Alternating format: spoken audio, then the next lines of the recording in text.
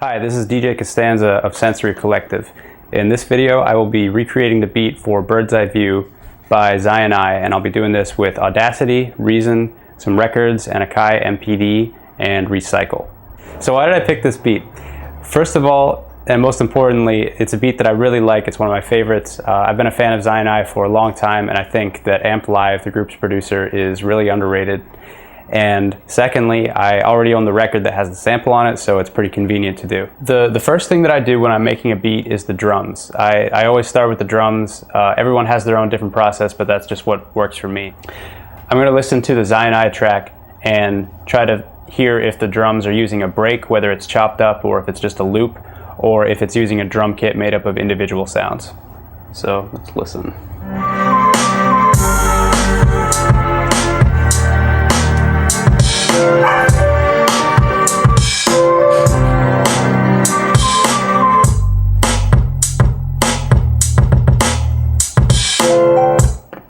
Okay, so just from listening to that, I don't hear any drum breaks. I think it's in just the drum kit, so I'll start by creating my own drum kit.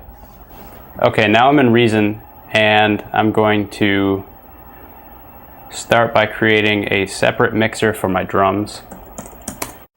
Next, I'm going to create the device that actually has the drums, which is, I'm going to use the NNXT sampler, and most people would probably use Redrum for drums.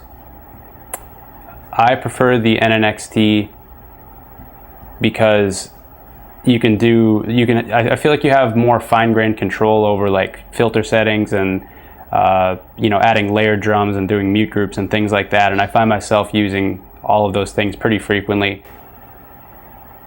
I'm going to set up the output from the NNXT to the drum mixer. I went through my drum library and I picked out a kick drum that sounds similar to the Zion I track when I adjusted the pitch, and I pitched it down by about 7 notes, or almost 7 notes, and this is what it sounds like right now. One thing that it's missing that the Zion I track has is a distortion or blown out effect. To recreate that, I'm going to add a scream distortion device as a send effect on my mixer. This is what the kick sounds like as I increase the overdrive distortion.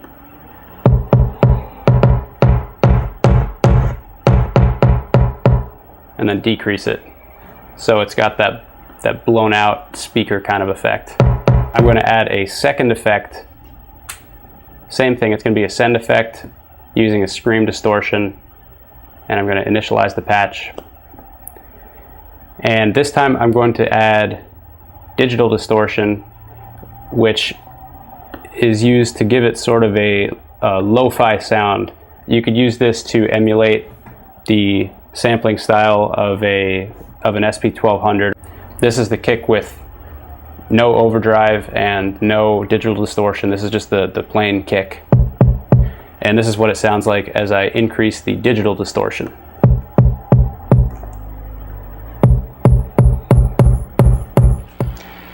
The next part of the drums is picking out a snare sample to use, and this is a similar process to the way I picked out the kick. I just went through my drum library. So this is what the snare I picked out sounds like. The first thing I'm going to do is there's a slight reverb in the snare, and I want to get rid of that and add my own. So I'm going to decrease the length of the sample so it's only playing the first half of the sample or so. Decrease it to about 53%. And now when I play this, it sounds much sharper. But I still want a reverb on this because otherwise it's going to sound a little too flat.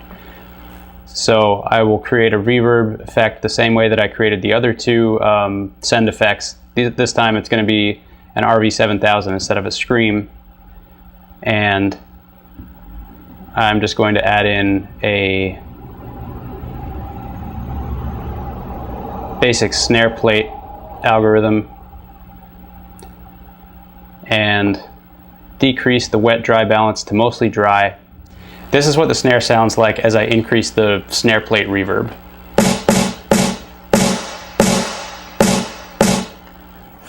so you can hear there's sort of a tail at the end. I put the snare on its own, on a separate mixer channel, channel number 3, and I adjusted the different levels of the 2 distortions and the reverb, and this is the snare that I came up with. The next part of the drums is adding the hi-hats. There's a closed hi-hat, an open hi-hat, and a ride cymbal. And these I actually put all on the same mixer channel. And it was a similar process with the kick and the drum, where I went through my drum library and just picked out something that sounded pretty close to what the Zion I track sounded like. So here's the closed hi-hat. Here's the open hi-hat. And here's the ride cymbal.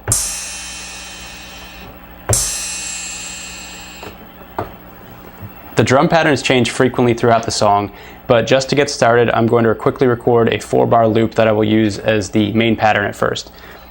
I'm not very coordinated at drumming, so I record in layers. And the first layer I'm going to record is the snare, the closed hi-hat, and the open hi-hat. So let's record this.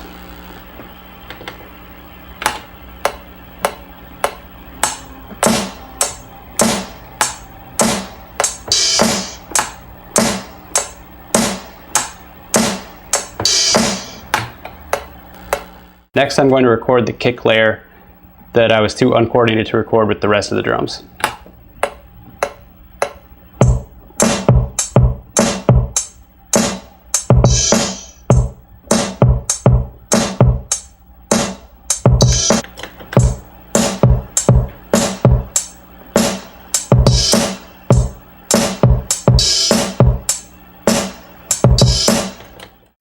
The next step is to separate each of the drums onto its own note lane. And I'm going to do this so it's easier to arrange later on. Oops, I'll call that one drum, call it kick.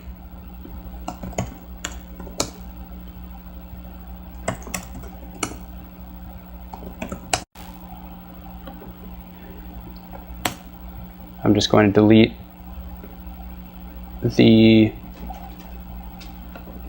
the notes that I don't need from each lane. And the reason I do this is so later on, if I need to do an arrangement, I can just I can delete one of these patterns, or I can mute it, or if I need one drum isolated, I can edit them to so this is only playing 3 out of the 4 bars, things like that. An alternative way to do this, if you're using the redrum, would be to set up all the different patterns that you want and then record one track where you're automating which pattern is playing. Next, I'm going to add a groove template to clean up any inconsistencies with my playing. First, I'm going to enable the groove mixer channel A1 on all of the drums that I've recorded. Now I'm going to load a groove template here, and what I'm going to do is add a 52% swing groove template based on the MPC 3000. And these groove templates don't come with Reason. These were created by a guy named Pef. They're very useful for hip hop style beats, definitely recommend them. And basically the swing percentage is a value between 50 and 75%, and it's going to affect the timing of the offbeat of your offbeat notes. In this beat, it's going to be the offbeat kicks and the offbeat open hi-hats.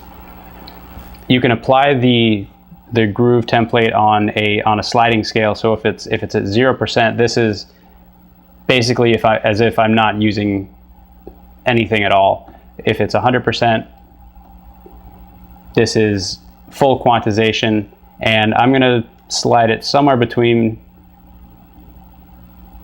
And let's hear what this sounds like.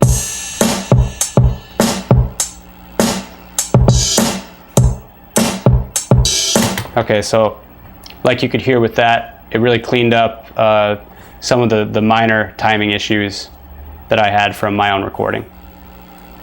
Okay, so now I have a 4-bar drum loop that I can use as a basis for recording the samples and arranging the song around. The group that was sampled for this beat is the Alan Parsons Project. They were a progressive rock group, mostly active from the late 70s to the mid 80s. What they do have is a very distinct high quality of sound recording, which is from Alan Parsons' background as a sound engineer. He recorded Dark Side of the Moon for Pink Floyd and Abbey Road for the Beatles and many other albums. He also worked at the Abbey Road studios for a long time. Their records are pretty easy to find, pretty cheap. Here's a couple of them. This one is Tales of Mystery and Imagination. This is their first album from 1976. This is I, Robot from 1977. This is the one that we're going to sample today. This is Eye in the Sky from 1982. This is one of the later ones, I guess, but it's still pretty good. And so let's take a listen.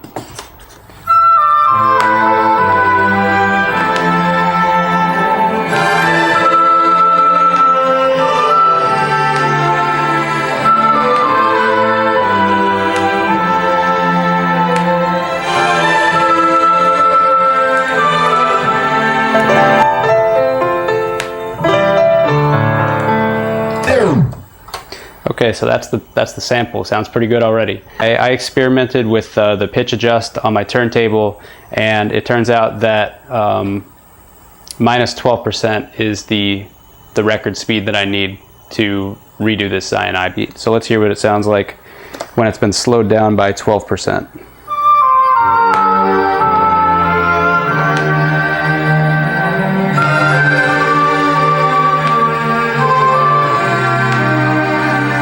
An alternative way to do this would be you could record the record playing at the normal speed and then pitch it up or down as necessary in your software. But I'm DJ Costanza and I like to use the turntable, and anything I can do on a turntable I will, so that's the way I like to do it.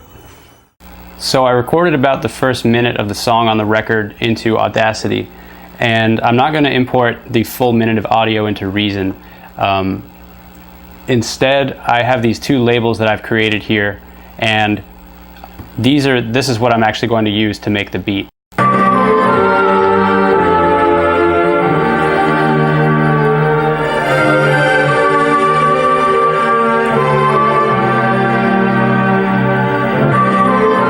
And here's the piano loop.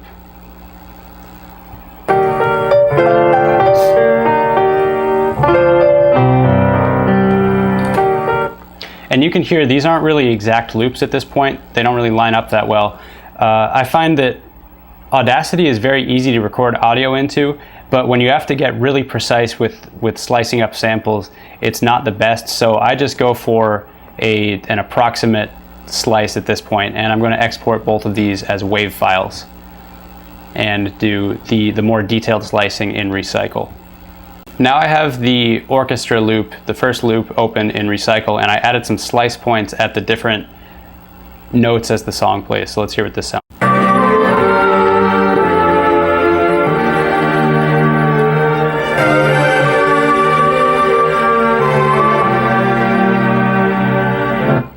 Here's the piano sample in Recycle. Similar process. I don't need this first part, so the sample is actually going to start here.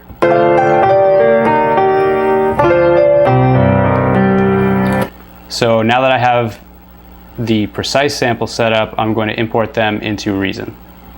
Now I'm back in Reason, and I'm going to create another NNXT device.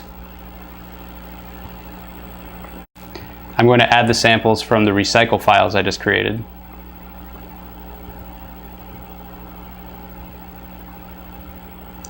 Let's grab all of these.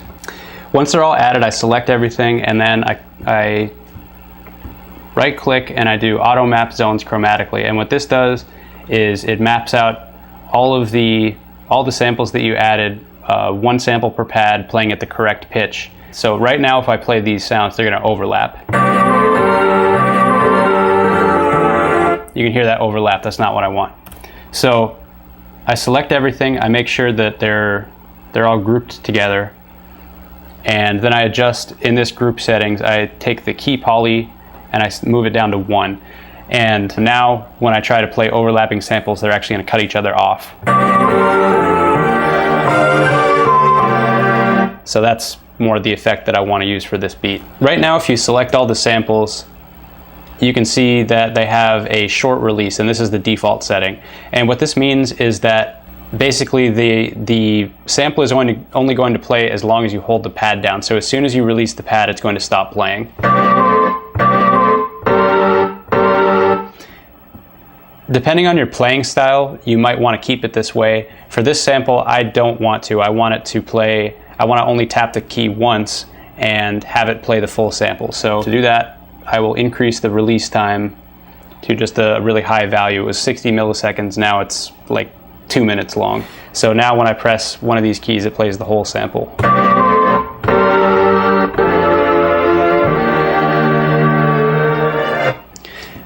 If you want to have a choppy sample pattern, you can't do this anymore because every pad will play the full sample that's on it by default. What you can do is add an empty sample zone and make sure it's in the same group. And now you have a pad that triggers silence when you play it, so you can cut off the sound that's playing of any of the other pads with silence. Okay, now that the samples are mapped out on the pads, I'll show you some of the patterns for the song. The intro is a pattern that uses pads 4, 7, and 9. So this is going to be the intro.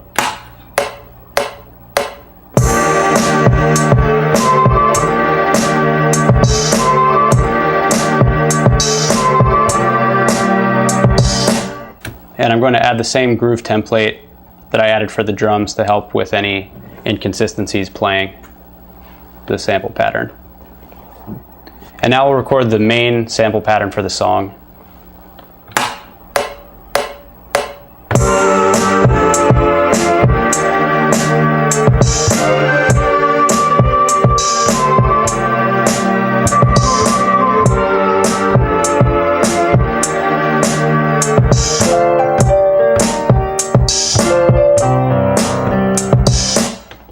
I spent time recording the full sample patterns for the song, breaking it down 4 bars at a time, and here it is laid out in the step sequencer. Again, this is the intro and the outro. Then we've got 16 bars for verse 1, 8 bars for the hook, 16 bars for verse 2, then we have the hook again and an extended hook, and then it goes in the outro.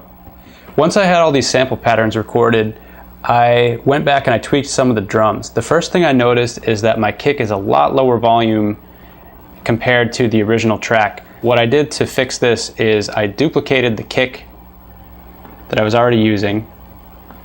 I decreased the gain slightly on the duplicate,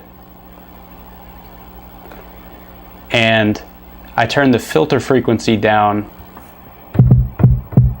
so it's just the low end part of that. And this is what it sounds like, the higher kick, which I had previously recorded with, and the lower kick. This is already sounding pretty good as just a basic drum pattern and the samples. And the next part is I'm going to add a bass. I'm using a bass patch that I created a while ago, and this is just a bass sound that I found on a record. And what I did is take a low pass filter and reduce the frequency, and when the frequency is reduced, it kind of covers up the clicking sound so it can be held for extended notes, and then I just mapped it across the full keyboard. The bass line for this song is really simple. It's only 3 notes. It's these 3 pads right here.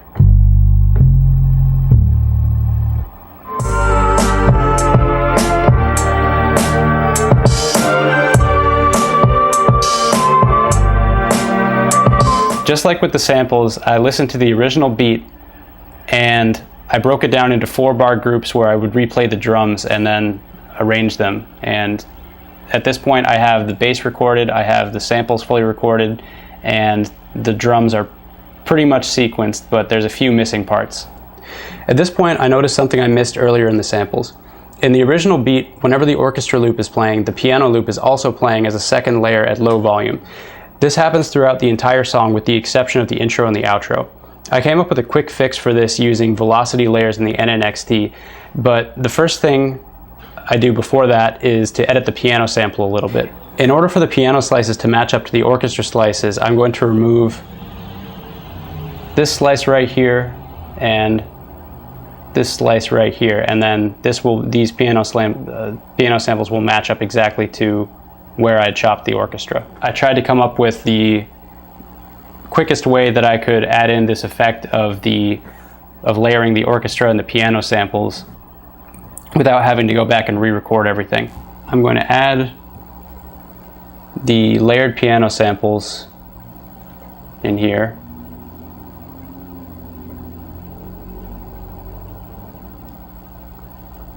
And make sure that they line up with pads 5 through 8. I'm going to change these piano notes so they only play when a note has a velocity of 15 or higher. So I'm going to change the low velocity to 15. Now, anytime that I play a note on pads 5 through 8 with a velocity between 15 and 127, this will play both the orchestra samples and the piano samples. And 15 through 27 is basically the range of my normal playing. This is what the orchestra loops sound like without the piano playing.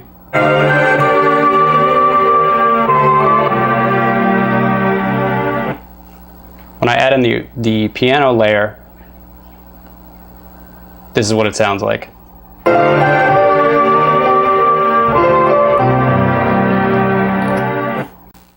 Probably my favorite part of remaking this beat was adding the bird chirping sound that plays over the intro and the hook. My first thought was to look through built-in Reason patches and see if there was a synthesizer patch or a sound effect that I could use to recreate this, but I didn't find anything, so my next idea was just to record myself whistling. And here's what it sounds like.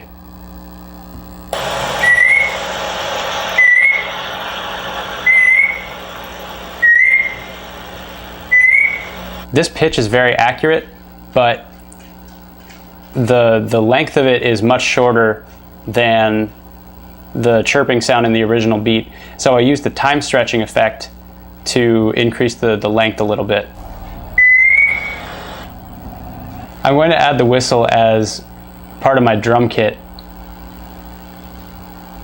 and I'm just going to put it on the next available slot in there. I added a low pass filter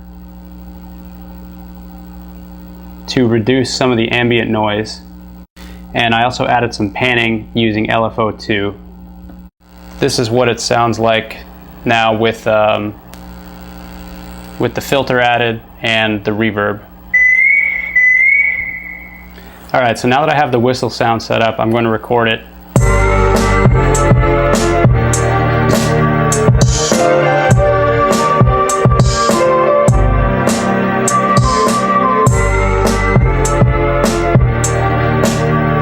Now the beat's been fully sequenced. I have the drums fully recorded, the samples, and the bass, and I'm going to improve the mix. So I experimented with many different settings, and these are the final adjustments that I came up with. I had the drums and the bass and the samples playing all at the same volume, and I decreased the bass just a little bit. In the mastering suite, I enabled the punch setting, which turns on soft clipping in the maximizer. And I increased the maximizer gain to about 7 decibels. The purpose of the maximizer is to increase the overall volume of the mix without any clipping or distortion. So through comparing the intro, the outro, and just different parts in the song where I could identify specific parts where like the drums are only playing or the bass or the samples are only playing, I was able to get a pretty close match to the original beat. And everything's sounding good, so I'm pretty much finished. Okay, so here's my final version of the beat. Let's listen to it in Reason.